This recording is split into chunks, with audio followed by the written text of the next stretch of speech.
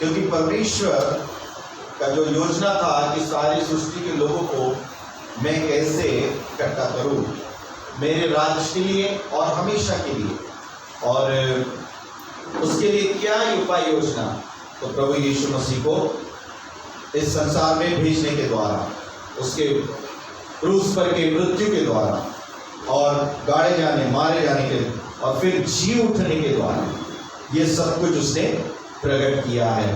अभी जो भी इस बात पर विश्वास करते हैं उन्हें परमेश्वर के पास निकट आने का अधिकार उनको मिल गया है और उन्हें साहस भी मिल गया है। अभी उनके गुनाह, उनके पाप, उनका पुराना जीवन परमेश्वर के पास आने से उनको रोक नहीं सकता, क्योंकि उसके लिए कीमत चुका दी गई, उसके लिए कीमत अदा कर दी गई है। और उसके लिए परमेश्वर ने एक महान जो योजना बना के रखी थी वो प्रकट करने के द्वारा परमेश्वर ने हम सब मनुष्य जाति को अपने राज्य का वारिस बनाया, अपने राज्य के लोग बनाया और अनंत काल का जीवन दिया, कभी नहीं खत्म होने वाला ऐसा राज्य, ऐसा जीवन जो ईश्वरीय पुत्र का है, जो परमेश्वर के पुत्र के रूप में हम जिएंगे और हमारा बदल होगा, हम लोग चेंज हो जाएंगे, हम लोगों का रूपांतर होगा। जिस तरह से प्रभु यीशु मसीह का रूपांतर हुआ, वो मारे जाने के बाद, गाड़े जाने के बाद, फिर से पुनरुत्थित होने के बाद वो स्वर्गीय स्थान में जब गए, एक नए रूप के साथ, एक नए शरीर के साथ, एक ऐसा शरीर जो प्रकाशमय है, तेजोमय है, एक ऐसा देह जो मृत्यु पाने वाला नहीं है, जो अविनाशी है, जो अटल है और जो सदा बना रहता है और जो सदा जीवित रहता है। आमीन। ऐसा वो महिमामय जीवन, महिमामय शरीर, महिमामय देह, महिमामय हमारा रूप परमेश्वर यीशु के बलिदान के द्वारा हमें प्राप्त हो चुका है। बाइबल कहती है कि हम किसी की पहली पत्री पहला अध्याय के दूसरे वचन में जब हम पढ़ते हैं कि हम ऑलरेडी यीशु मसीह के द्वारा स्वर्गीय स्थानों में बैठा दिए गए हैं। ऑलरेडी हमारा पोजीशन जो है वो मसीह के साथ ऑलरेडी बैठा दिया गया। We are seated with Christ in heavenly places, कि हम स्वर्गीय स्थानों में सब लोग, जितने भी लोगों ने अभी तक विश्वास किया, सब बैठा दिए गए। यानी हमारी पहुंच एट ए टाइम पृथ्वी पर भी है और एट ए टाइम हमारी पहुंच परमेश्वर के राज्य में स्वर्गीय स्थानों में भी है। यानी हमारे पास में बाइबल बताती है कि यीशु मसीह को स्वर्ग और पृथ्वी का सारा अधिकार दिया है। बाइबल बताती है मत्ती 28 अध्याय और उसके 19-20 वचन में कि पृथ्वी का सारा अधिकार यीशु कहता है कि मुझे दिया गया है, और इसलिए उसी अधिकार से मैं तुम्हें भेजता हूँ। The same authority which I have, the same authority जो मेरी है, मेरे पास है, वो अथॉरिटी मैं तुम्हें देकर भेजता हूँ। With that authority and power I am sending you to go preach and make a disciple।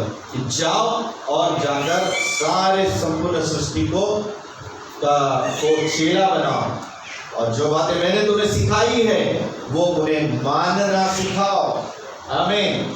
सो इस तरह से हमारे जीवन में प्रभु की ये बड़ी योजना पूर्ण रीति से हमारे जीवन में पूरी हुई है, और उसका जो प्रकटीकरण करने का जो स्थान है, या उसे कहाँ पर प्रभु प्रदर्शित करेगा, ये सब कौन सा वो स्थान होगा, कौन सी वो जगह होगी जहाँ परमेश्वर ये सब महिमा की बातों को, ये सब महिमा के कार्यों को कहाँ पर प्रकट करेगा, तो बाइबल बताती है कि वो है चर्च, वो है कलीसिया, जो उसके पवित्र लहू से धोकर पाक कर दी गई है, जो उसके पवित्र लहू से धोकर साफ की गई है।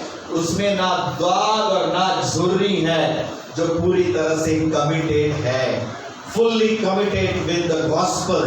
वो परमेश्वर यीशु के सुसमाचार को पूरी तरह से ग्रहण करके वो पूरी तरह से पवित्र कर दी गई है, क्योंकि बाइबल बताती है कि उसे एक दुल्हन का रूप उसको दिया गया है। मानो एक प्रकार से दुल्हन अपने आप को सजाती है अपने विवाह के लिए, उसी तरह से यीशु मसीह को दूल्हे के रूप में पेश किया गया है। सो जो लोग यीशु मसीह के लहू से धोकर पाक होकर साफ किए गए हैं और उस पर आखिरी अंत तक बने हैं, उन्हीं के लिए वो दुल्हा लेने आने वाला है। आमीन। नॉट फॉर एवरीवन, हर एक कलीसिया में आने वाले लोगों के लिए नहीं, हर एक वो प्रार्थना करने वाले के लिए नहीं, हर एक वो आराधना में शामिल रहने वाले के लिए नहीं, हर एक को जो गिटार बजाता है या कीबोर्ड बजाता है या गाता है उसके लिए नहीं, पर जो 100% कमिटेड है, 100% कमिटेड है, उन्हीं के लिए, जो तैयार है, जो 100% जरा भी प्रभु के वचन से इधर दाएं और बाएं नहीं मुड़ते, थोड़ा भी इधर और उधर नहीं होते। नो कॉम्प्रोमाइज, किसी भी प्रकार का कोई भी समझौता नहीं, चाहे इस दुनिया की आशीषें मिले या ना मिले, ये दुनिया की ब्लेसिंग्स मिले या ना मिले, इस दुनिया में मुझे मरना भी पड़े मसीह के नाम के लिए और मसीह के लिए मेरा जीवन बर्बाद भी हो जाए, मेरे जीवन में कुछ भला नहीं भी हो जाए, तो भी मैं खुशी खुशी से उसके नाम के लिए शहीद हो जाऊंगा। वो है रियल समर्पण, वो है असली समर्पण, और उन्हीं के लिए बाइबल बताती है कि वो ही है जो असली दुल्हन है। और जो चर्च है उसी को चर्च बोला जाता है। चर्च वो नहीं कि आप लोग आ गए यहाँ पर और यहाँ पर कुछ तो भी गाना बजाना नाचना गाना किए और कुछ तो भी थोड़ा यहाँ वहाँ की बातें कर लिए और प्रार्थना करके चल दिए। वो तो धार्मिक रीति रिवाज तो सभी जगह किए जाते हैं, सभी स्थानों में किए जाते हैं, चाहे वो कलीसिया में हो, चाहे अन्य किसी भी समाज के लोग हो, वो भी सब ऐसे ही करते हैं। परंतु पर्सनल रिलेशनशिप पर ही सब कुछ निर्भर है। व्यक्तिगत आपका परमेश्वर के साथ में निकट का रिश्ता, हालेलुया। जब तक आपका परमेश्वर के साथ निकट का रिश्ता निस्वार्थ वाला, स्वार्थ वाला नहीं, क्योंकि यहाँ 99% लोग स्वार्थी रिश्ता बना के रखे परमेश्वर के साथ। स्वार्थी रिश्ता का मतलब, प्रभु तू जब तक मुझे देते रहेगा तब तक मैं तेरी इबादत करता रहूंगा, जिस दिन से तेरा देना बंद हो जाएगा उस दिन से मेरी इबादत बंद हो जाएगी।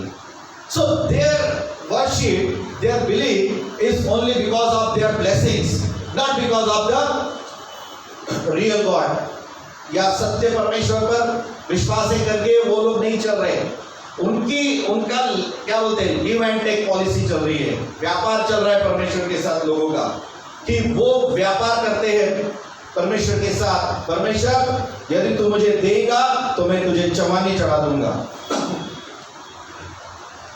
ठीक है। परमेश्वर तू मेरी ये मन्नत पूरी कर तो मैं तेरे लिए ये करूंगा। दे आर जस्ट, उनका व्यवहार परमेश्वर के साथ कहां तक है, जब तक गिव एंड टेक चल रहा है, बाद में गिव एंड टेक बंद, बिजनेस खत्म। बिजनेस क्या होता है हमारा, इधर से आना बंद उधर बिजनेस खत्म, राइट। ये दुनिया का यही नियम है ना, है कि नहीं। दुनिया में जिससे के साथ भी आप बिजनेस करते हो, नौकरी करते हो, आपने इस महीना भर नौकरी किया, 2 महीना नौकरी किया, आपको पैसा दिया तो आप कंटिन्यू करते रहेंगे। यदि पैसा देना बंद, आपकी सर्विस बंद, भैया टाटा बाय बाय, मैं जा रहा हूँ अपने घर, ठीक है, जो मुझे देगा मैं उसके बाद जाऊंगा, है ना। ये दुनिया की रीति है कि नहीं। ऐसे ही हमारा बिजनेस भी होता है, जिसके साथ बिजनेस करते हो बराबर पेमेंट वापस देते रहेगा। मैं माल दे रहा हूँ, भाई पेमेंट दे, तो मेरा और तेरा गाड़ा बराबर चलते रहेगा। जिस दिन से पेमेंट आना बंद, उस दिन से तेरा तू देख मैं मेरा। So this is the way of the world, but this is, परंतु ये जो तरीका है ये स्वर्गीय स्थानों में आप लगा नहीं सकते, क्योंकि स्वर्ग का जो तरीका है, जो परमेश्वर के राज्य का तरीका जो है वो टोटली डिफरेंट है। निस्वार्थ, बोलिए निस्वार्थ, अनकंडीशनल, कोई कंडीशन नहीं, हालेलुया। तो वो जो ये नियम पर चलेंगे वो ही टिक पाएंगे, जो ये नियम पर नहीं चलेंगे वो नहीं टिक पा सकते, वो टिकेंगे ही नहीं कभी। हालात उनके बदल जाएंगे, हालात के अनुसार वो लोग बदल सकते।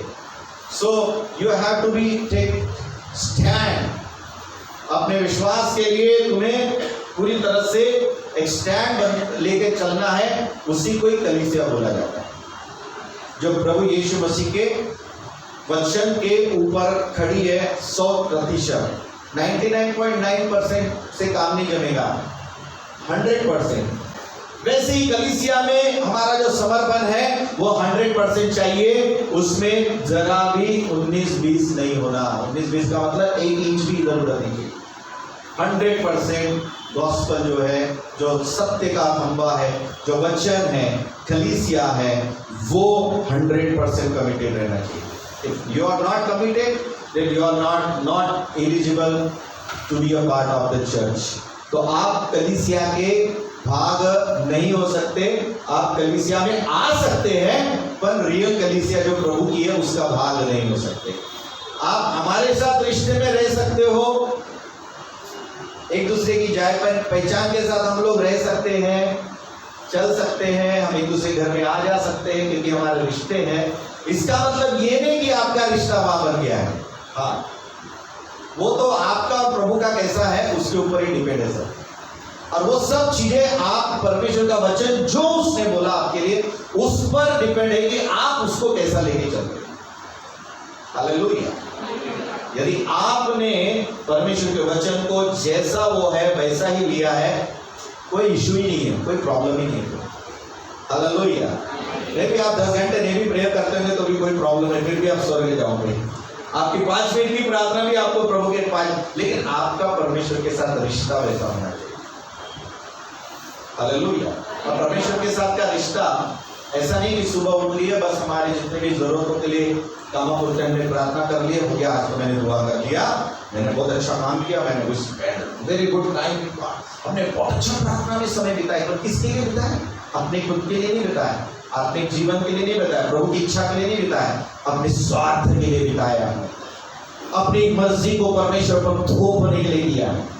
हालेलुया। कई लोग आकर सोचते कि हमारा काम नहीं बन रहा, हमारा नौकरी नहीं लग रही अच्छे से, हमारा घर नहीं चल रहा है, हमारे बच्चों का ये नहीं हो रहा, आओ हम उपवास प्रार्थना करें। यानी कि अभी क्या परमेश्वर पर अपनी इच्छा थोपना चाहते हैं?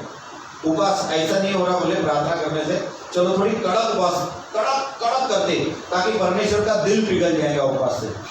यानी वो इतना क्रूर है कि आपकी मर्जी, यानी वो इतना क्रूर है कि आपको उपवास ही देखना चाहता है और फिर उस पर दया आएंगी। वो क्या मनुष्य है कि आपके उपवास के द्वारा हिलने वाला है? वो आपके समर्पण से वो हिलने वाला है,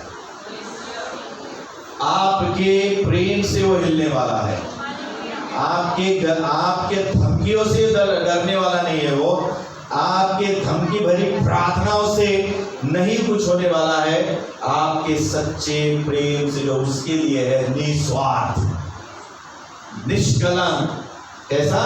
निस्वार्थ। प्रभु कुछ मिले या ना मिले पर फिर भी मैं तुझको प्रेम करता हूं। दैट इज द निस्वार्थ, अनकंडीशनल लव।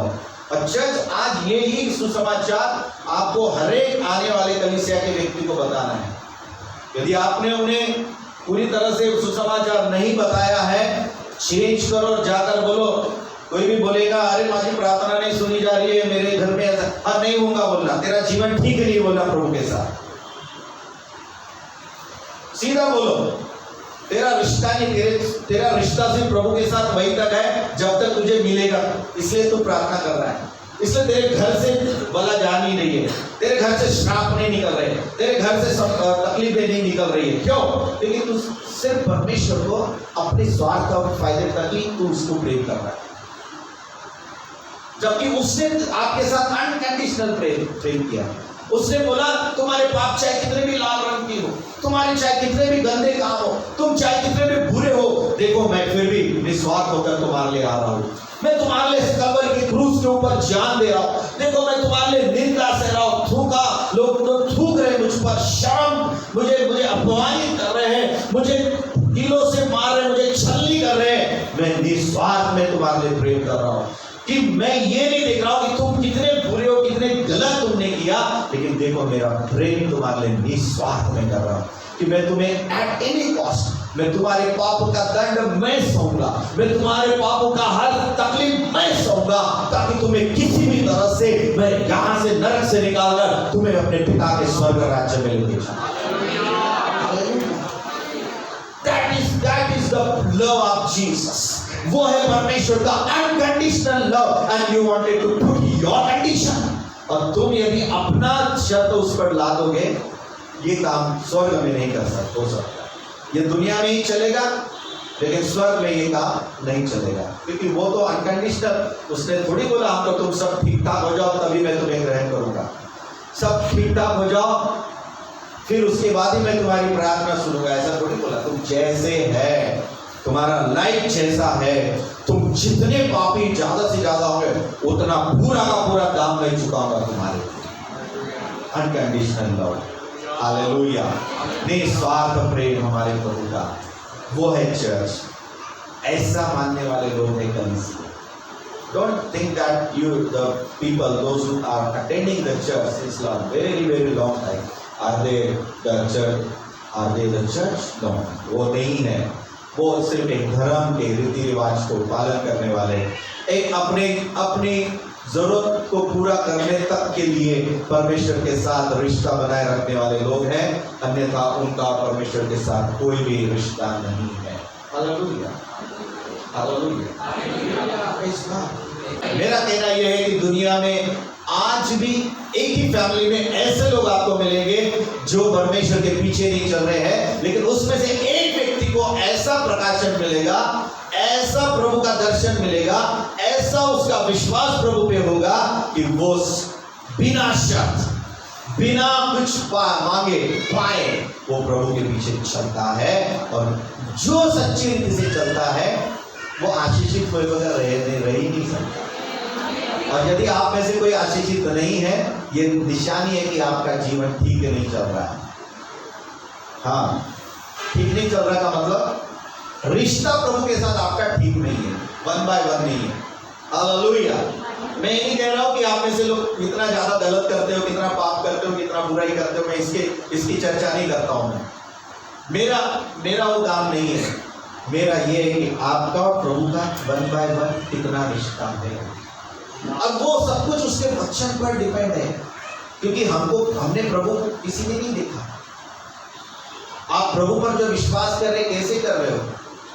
एक ही हमारे बीच में एक ही चीज है, प्रभु और हमारे मत में हमको जोड़ रही है, वो है उसका वचन, राइट? और वचन नहीं है तो आपको कहां से मालूम होगा? वचन नहीं रहता तो आपको कहां से प्रभु की पहचान मिली रहती? वचन ही है जो आपको परमेश्वर की पहचान देता है। Amen, hallelujah. That's why we don't neglect the word. बाकी लोग क्या कर रहे हैं, क्या सिस्टम चला रहे हैं, वो नहीं, वचन क्या कहता है वो देखो पहले। If he is not doing with the word, वो परमेश्वर के वचन के साथ नहीं चल रहा है, उससे दूरी बना लो। भाई तेरा तू देख, मैं मेरा देखता। यहाँ मेरी दोस्ती काम नहीं आएगी। हालेलुया।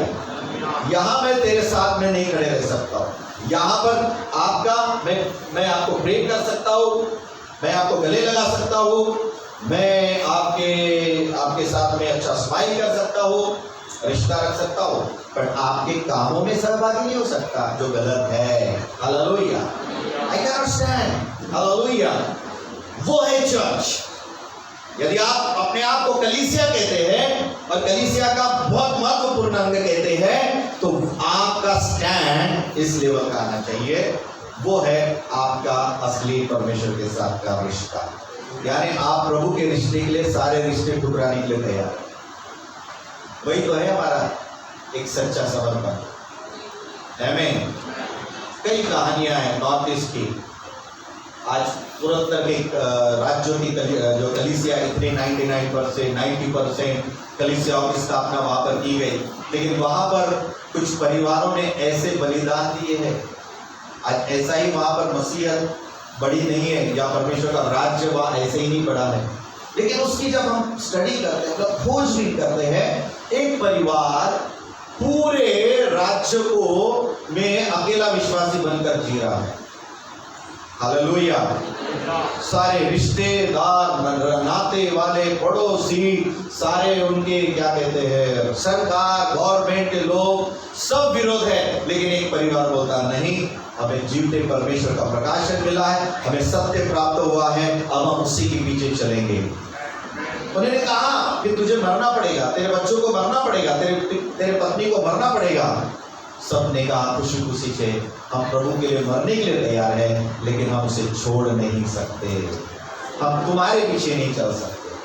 उन्होंने उनके बच्चों को पकड़ा, सारे पूरे लोगों के बीच में लाया, पूरा दुनिया उनका इकट्ठा हो गया, सारे लोग राजा सब इकट्ठा हो गए, कहने लगे तेरे बच्चों को हम मार देंगे।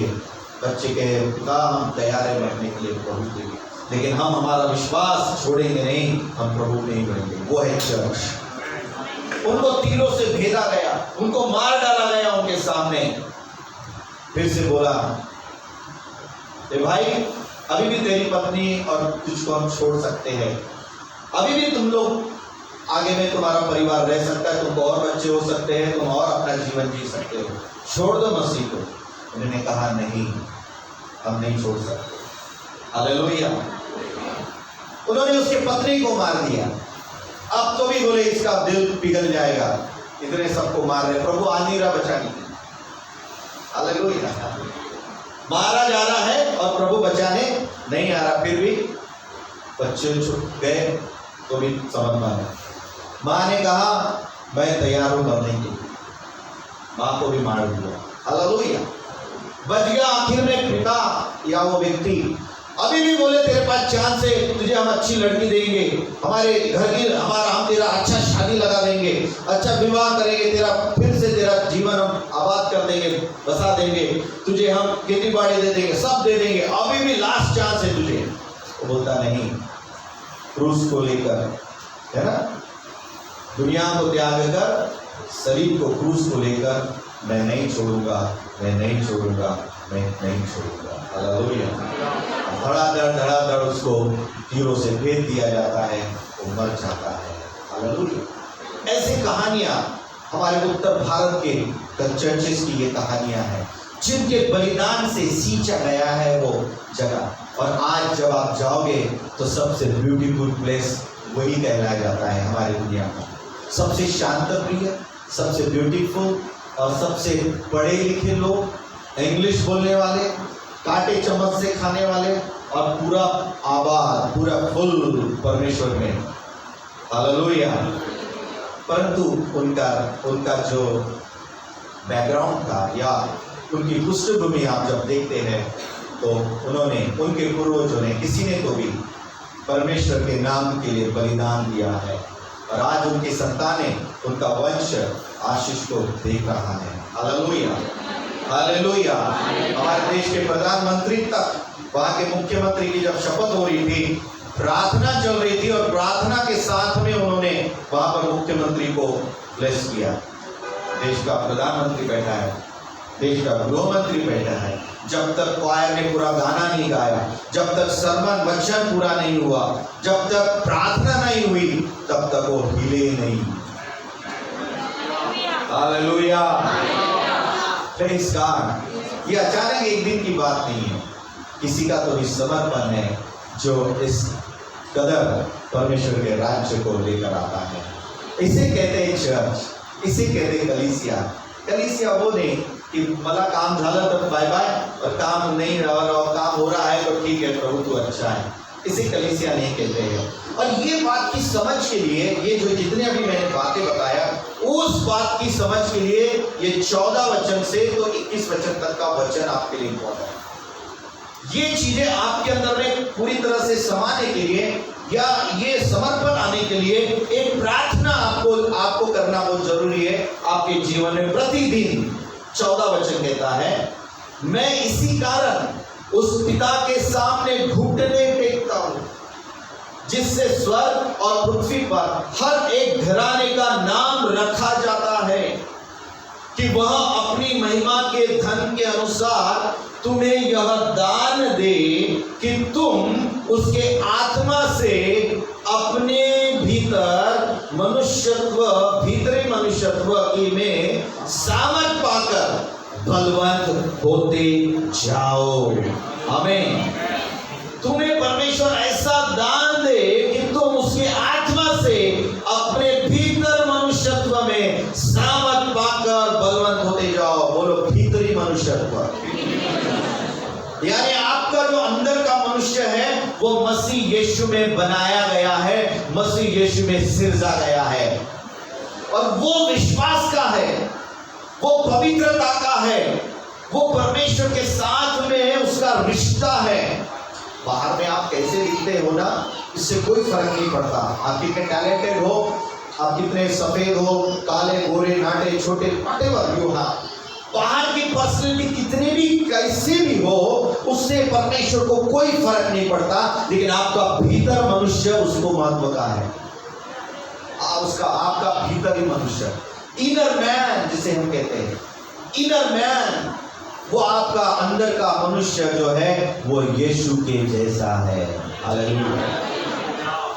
और वो बलवंत होना चाहिए। It has to be strong. Amen. वो मजबूत और एकदम बलवान होना चाहिए, और उसके लिए प्रार्थना करने की जरूरत है। हालेलुया।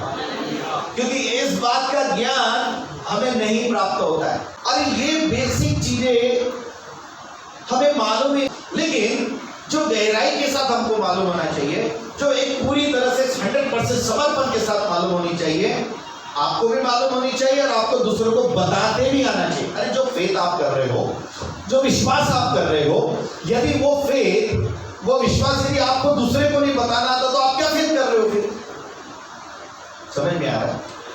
जिस बात पर आप विश्वास करते हो, वो विश्वास जो तुम कर रहे हो, वो यदि तुमको ही किसी को नहीं बताना आता है तो तुम क्या फेथ कर रहे हो? क्यों लगाई? कुछ तो भी आ रहा है समझ में?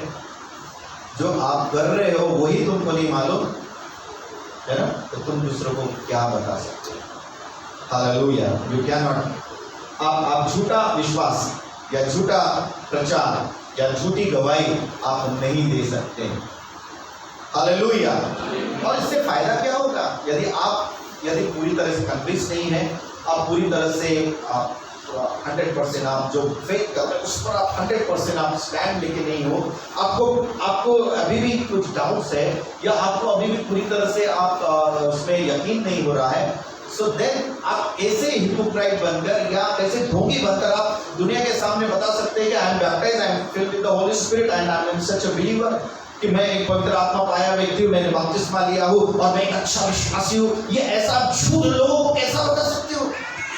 ये ऐसा झूठ का गवाही आप लोगों के सामने कैसे पेश कर सकते हो, जबकि खुद आप उसमें नहीं जी पा रहे हो, या खुद आपको 100% उसकी गारंटी आपको नहीं है। हालेलुया। हालेलुया। क्या यू अंडरस्टैंड? इसीलिए जो आप कर रहे हो ना, जिस पर आप विश्वास कर रहे हो ना, उसको 100% जान लो, उसको अच्छे से समझ लो, और वो सिर्फ और सिर्फ वचन के साथ जब आप बैठकर काम करोगे, वचन को खाओगे, वचन के साथ अभ्यास करोगे, वचन को खुद सोच के अपनाओगे, खुद सोचकर अंडरस्टैंड करोगे, तभी ये संभव है। नहीं तो अभी तक जैसे हम एक शिक्षक को सुनते रहते हैं और बाकी लोग मुंह हिलाते रहते हैं, उसके चुटकुले पर, उसके कुछ मजा की कॉमेडी बातों पर थोड़ा हंस भी देते हैं, और बस यही आदत लगी रहती है। बस तुम बोलते जाओ हम सुनते जाएंगे, तुम बोलते जाओ हम सुनते जाएंगे, तुम बोलते जाओ हम सुनते जाएंगे। अब तुम कब बोलोगे, तुम कब करोगे? हालेलुया। समय आना चाहिए। बलवंत होने का मतलब यही है। यदि पौलुस प्रार्थना कर रहा है चर्च के लिए बलवंत होने के लिए, तो इनर मैन उसका इतना मजबूत और बलवंत होना चाहिए, और वो केवल और केवल वचन के द्वारा ही बलवंत हो सकता है। As much as you receive the word, जितना ज्यादा आप वचन को ग्रहण करते हो अपने खुद के सीखने के द्वारा, दूसरे के बताने के द्वारा नहीं, दूसरों के कहने के द्वारा नहीं। हालेलुया। पतरस कहता कि अब मैंने जान लिया है। पौलुस कहता है अब मैंने, पौलुस भी कहता है ना जब यीशु को देखता है, अब मैंने जान लिया। हालेलुया। यूहन्ना कहता है हमने उसको छू के देखा, हमने उसको देखा, अब हमने समझ लिया है कि यही है वो जगत का उद्धार करता जो आने वाला है। सामरी स्त्री भी कहती है मुझे मसीह मिल गया है, आओ उससे मुलाकात करो। उसने एक ही बार में, एक ही झटके में मेरा जीवन, मेरा मन बदल दिया है। पूरे गांव को खींचकर लेकर आए प्रभु के पास, और जब गांव वालों ने सुना तो उन्होंने कहा कि अब हे स्त्री, सामरी स्त्री, तेरे कहने से ही हम विश्वास नहीं करते। हेलो, क्या बोल रही है वो? कि उन्होंने बोला करके अब हम विश्वास नहीं कर रहे, अब हमने खुद देख लिया है और खुद जान लिया है और खुद समझ लिया है। यह है बलवंत होना, यह है उस परिपक्वता में आना, यह है उस मैच्योरिटी में आना, और जिसके लिए पौलुस घुटने टेककर प्रार्थना कर रहा है कि मैं मसीह को कितना समझूं, मैं मेरे उस मसीह के प्रेम को कितना अच्छे से जानूं। वो जानने के लिए घुटने टेककर प्रार्थना करता है। वो कलीसिया के लिए भी और अपने लिए भी प्रार्थना करता है। हालेलुया। आपकी प्रार्थना प्रतिदिन यदि हो, आपके प्रार्थना का विषय यदि कुछ हो, तो ये होना चाहिए। ये है सीकिंग टू द लॉर्ड, ये है परमेश्वर को खोजना, ये परमेश्वर के लिए समर्पित होना। और ये बातें तो आ जाएंगी, प्रभु ऐसा यू आपको आइडिया देगा, बेटा पैसे नहीं है ना तेरे पास, बेटा जरूरत पूरी नहीं हो पा रही है ना, ठीक है मैं तुझे ये आइडिया देता हूँ, ये कर ले, तुझे पैसे आ जाएंगे। हालेलुया। परमेश्वर आपको अनुग्रह देगा इन्वेस्ट करने के लिए। आपको कहाँ पर पैसे लगाना है, कहाँ पर रखना है, कहाँ पर क्या करना है, आपको प्रभु अनुग्रह देगा ताकि आपके लिए Sometime God will provide you।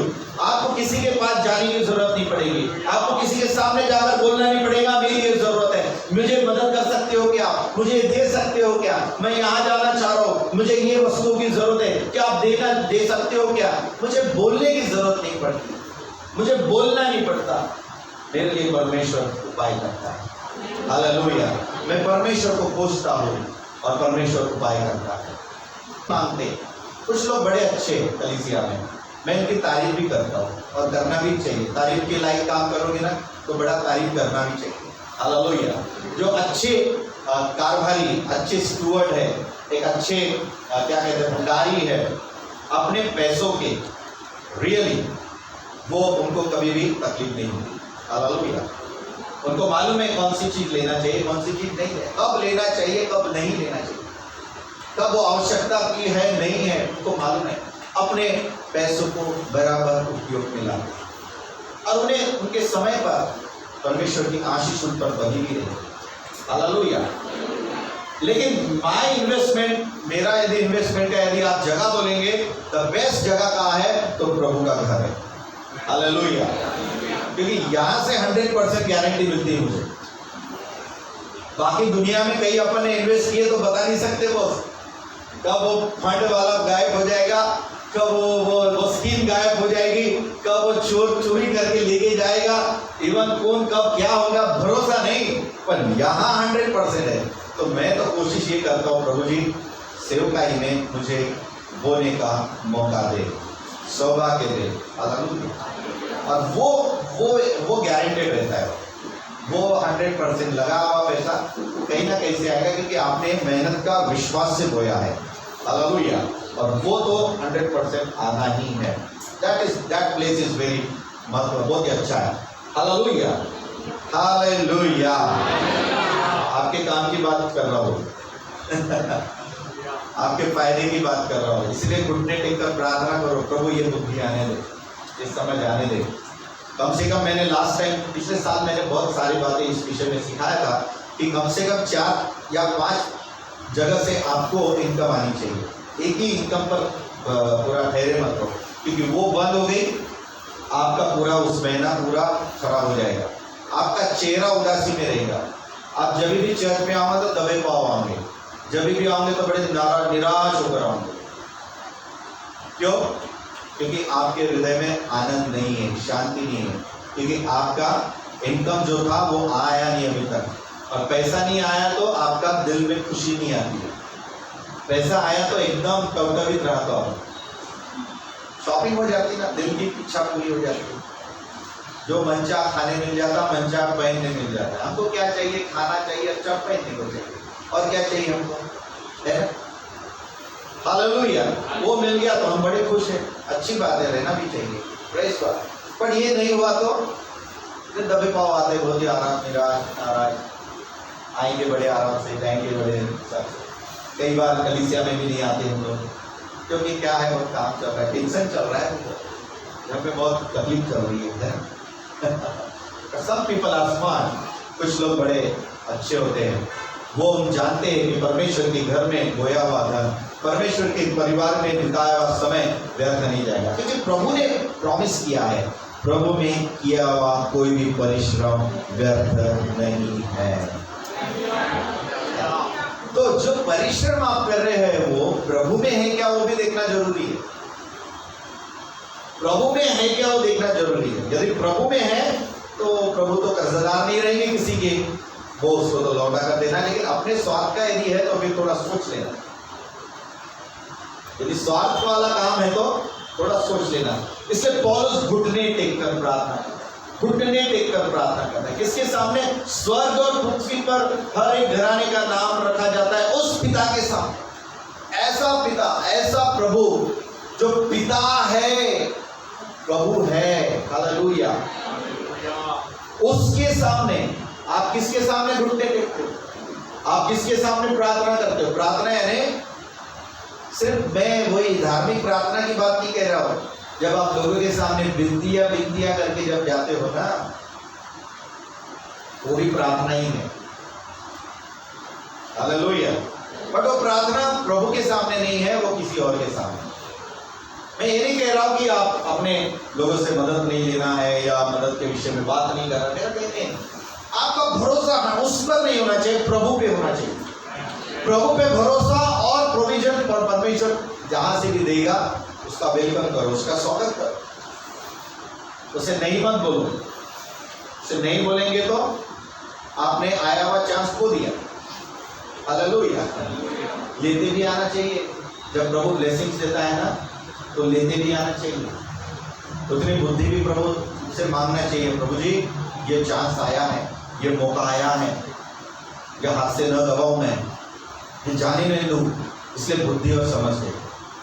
और कभी कभी ये भी पूछना है कि कहीं लालच में मैं जाके गिरना जाओ करके वो उसकी भी बुद्धि दे। हालेलुया। कुछ चीजें ऐसी रहती है जो हमको अट्रैक्ट करती है, लालच में लाती है और हमको गिरा देती है।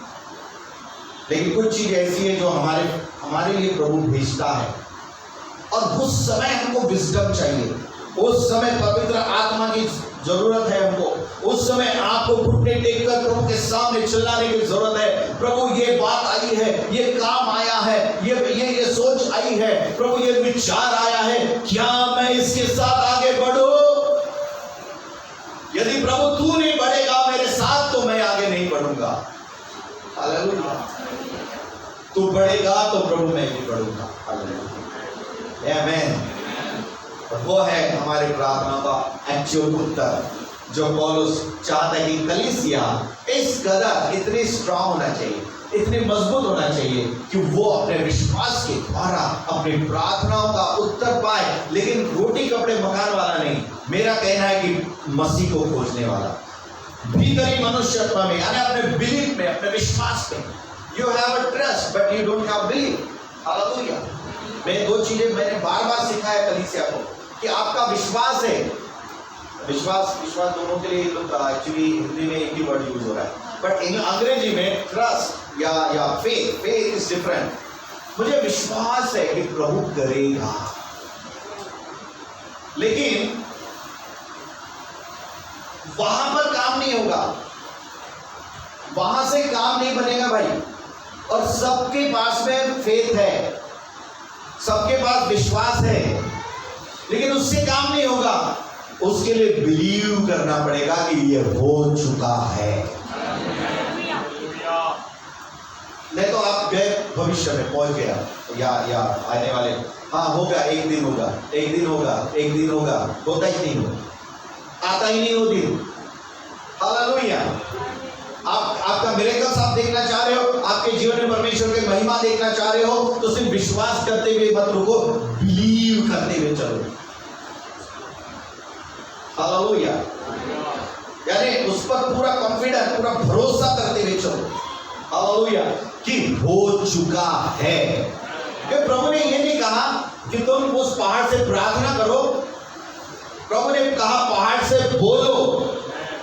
आपकी वो समस्या है, आपकी वो प्रार्थना है, ये हो नहीं रहा, वो पहाड़ टल नहीं रहा, तो don't say Lord remove that mountain, वो पहाड़ को हटा दे, वो पहाड़ को हटा दे। नहीं, ऐसा बोला कि पहाड़ को हटा दे तो नहीं, प्रभु ने बोला तुम बोलो उस पहाड़ से, कि वो हट जाए। हालेलुया। ये होता है एक फेथ कि हाँ प्रभु करेगा, प्रभु करेगा, प्रभु करेगा, लेकिन कब करेगा ये मालूम नहीं। आप उसके लिए मालूम नहीं 50 साल लग जाए, क्या फायदा। लेकिन बिलीफ वाला व्यक्ति क्या करता है, प्रभु करेगा नहीं, कर दिया है।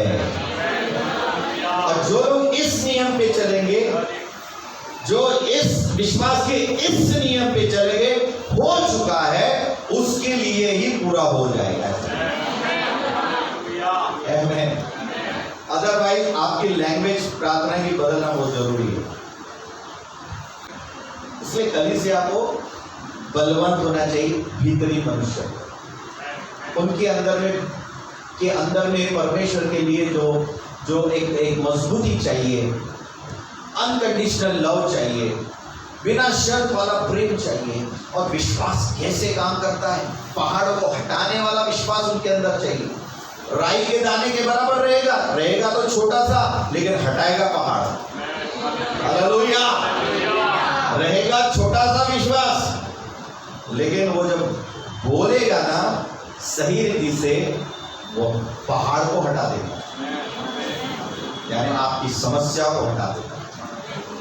आपको बोलना है कि वो हट गया है तो ही प्रार्थना करो, नहीं तो चुप बैठे रहो। जब तक आपके अंदर में ये विश्वास नहीं आता, तब तक वचन घुटने टेकर प्रार्थना करते रहो, घुटने टेकर प्रार्थना करते रहो, प्रभु मेरा विश्वास तेरे वचन पर सही हो जाए, मेरा विश्वास आप पर सही हो जाए, आपके वचन पर योग्य रीति से मैं विश्वास करने वाला हूँ, सही बिलीव करने वाला। प्रभु मेरी सहायता, मेरी अगुवाई कर, मेरे भीतर के मनुष्य को प्रभु जी मजबूत बना पिता।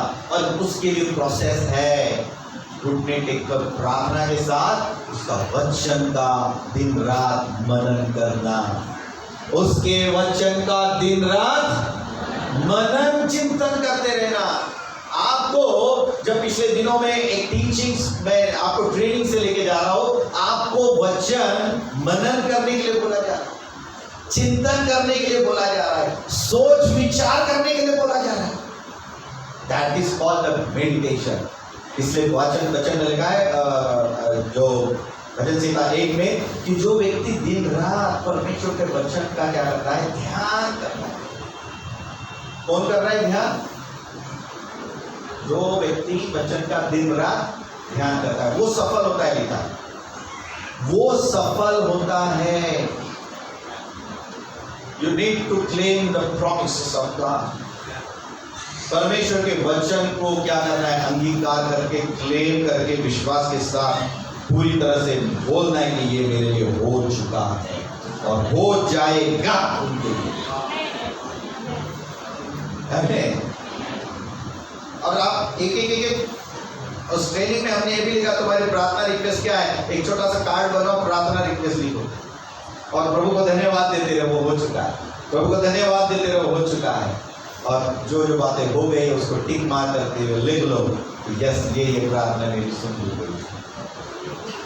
ऐसा पूरे क्या कहते हैं, एक रणनीति के साथ, एक स्ट्रैटेजी के साथ, एक प्लानिंग के साथ आपने अपने कार्यों को करते रहना चाहिए।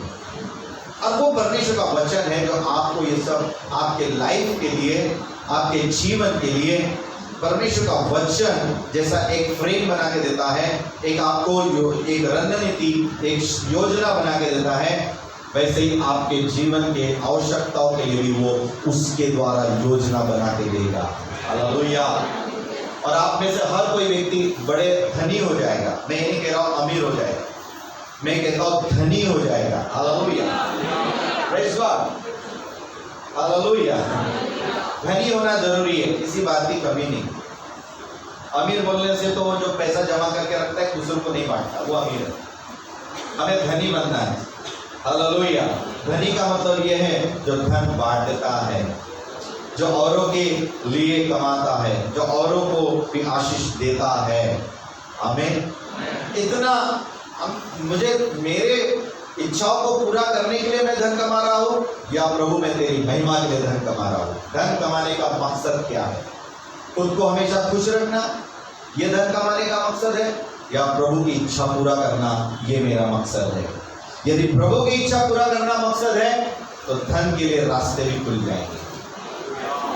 इसलिए अपनी सोच इंपॉर्टेंट है, हमारा परमेश्वर के साथ का रिश्ता इंपॉर्टेंट है, हमारा अनकंडीशनल लव उसके साथ इंपॉर्टेंट है। और ये सोच वाले जो व्यक्ति बनते हैं तो हम एक भीतर से एक मजबूत बलवान बन जाते हैं। आमीन।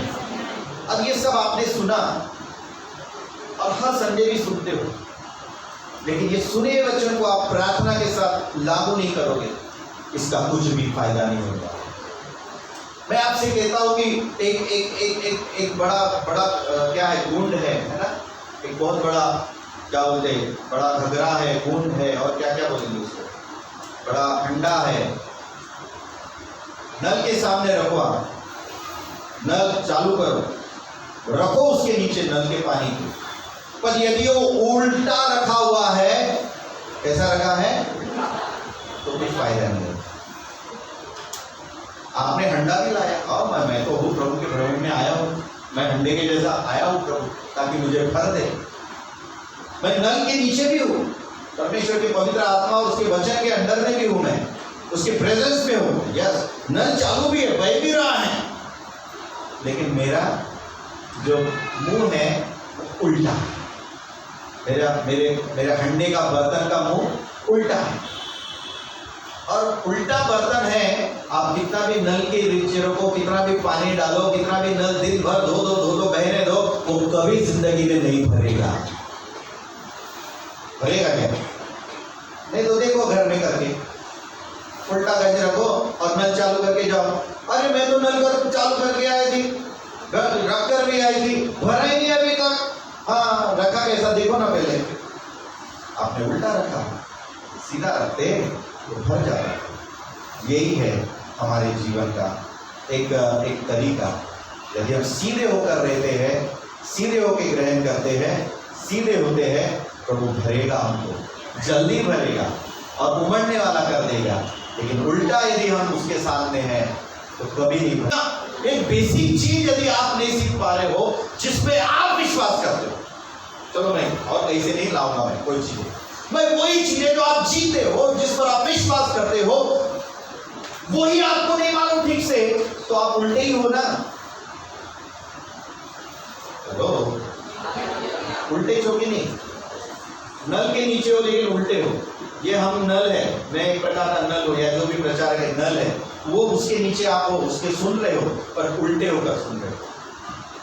अब ये काम नहीं करेगा। पर जितनों के मन खुले हैं, जितनों के बर्तन ओपन है, सीधे है, परमेश्वर उसको भरे बगैर नहीं रहेगा। वो तो ऑटोमेटिक प्रोसेस है, भरना ही है। हालेलुया। और भरेगा भी, उमड़ेगा भी, और औरों के लिए आशीष का कारण है। वो प्रभु को भी शर्त प्रेम भी करेगा, और प्रभु के लिए नहीं भी मिले ना कुछ भी, तो भी खुशी खुशी से मर भी जाएगा प्रभु। हालेलुया।